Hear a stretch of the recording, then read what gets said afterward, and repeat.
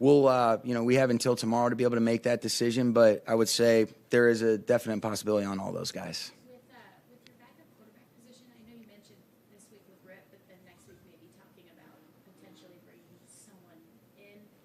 What kind of player are you looking for in that regard? And what would their responsibility be on your campus?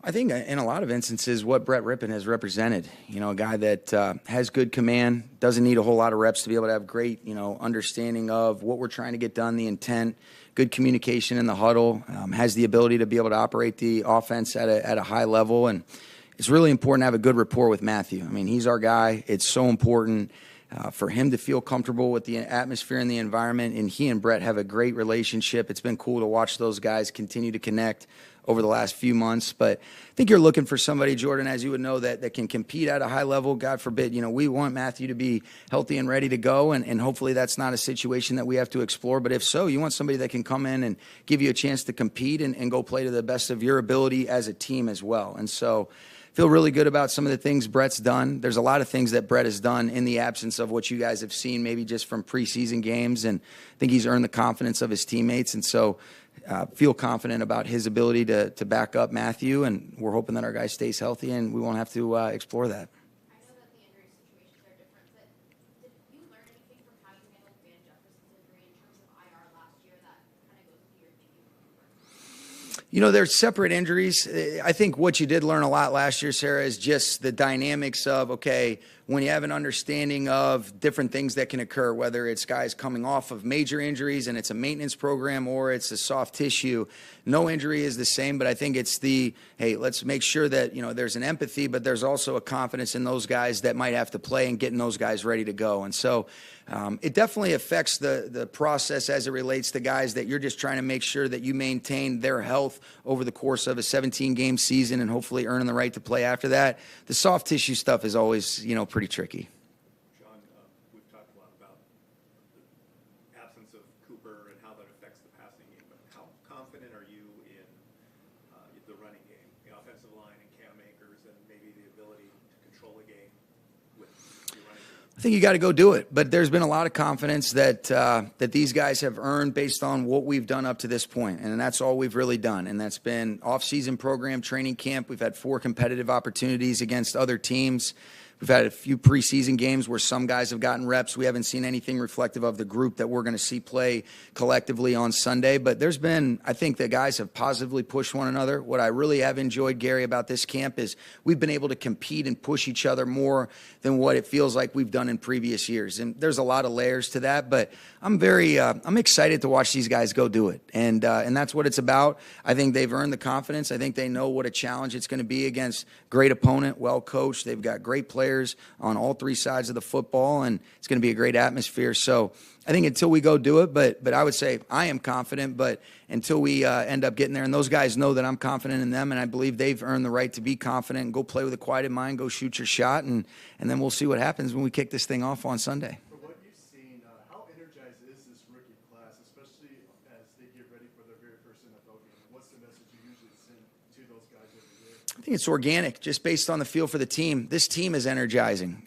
This team has enjoyed, continuing to come together. There's a lot of care for one another. You can feel it. It's not something that I can say as much as just something you can feel, the way they support each other, the way that they bring an energy and an edge to practice every single day. And I've had a hell of a lot of fun working with them. And the coach is the same thing. And so when you've got a group that really wants to be able to continue to just push each other in a positive way, and you get an opportunity to go compete and go cut it loose in one of the most competitive atmospheres and environments, this is the stuff that you love. And so that's why I think we're all excited to be able to get this thing kicked off and see what the hell happens on Sunday.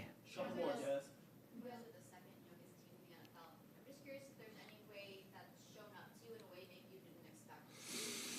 I think we were the youngest when I first got here too. And I'd be interested to see, is that based on average? Because we got a couple guys that might up the average a little bit. There's some different ways that you can kind of find that youth, but I think there's been a great complement of guys that are youthful, they're energized, they're excited. They're really just looking to see, all right, what do these guys do to be able to kind of follow their lead? And it's been a fun team, and I think you guys are going to see these guys continue to improve throughout the course of the season.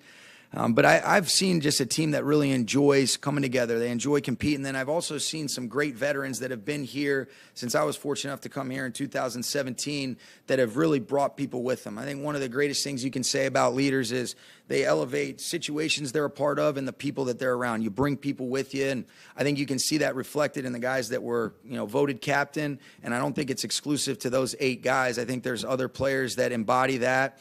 And then I think we got some young guys that are going to accelerate and assert themselves as leaders fairly quickly based on the way they go about their business, the way they handle themselves, and then some of the things that they're able to do when they let their skills show on the field. Will John Oakley start for your right guard? There's a good chance for that.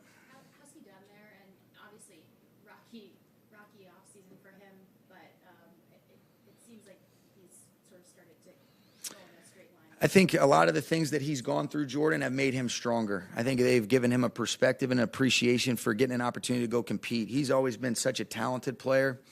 I'm really happy for Joe that, when he had the little setback a couple weeks ago, that it was minor, and he stayed strong, worked really hard to be able to get himself back.